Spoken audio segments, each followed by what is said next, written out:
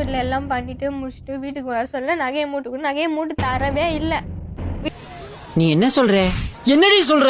வீட்டுக்காக தானே மூட்டு கொடுக்காமலே போயிடுவாருன்னு சொல்லிட்டு நான் 3ஆம் மாதம் கூட ஆகலை, 1.5 மாதம் தான். 1.5 மாதத்துலேயே நான் கிளம்பி வந்துட்டேன். நைட்டில் லேட்டாக தான் வருவார்.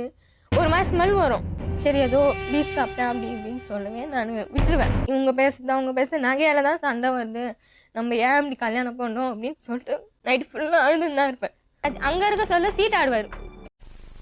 உள்ள வை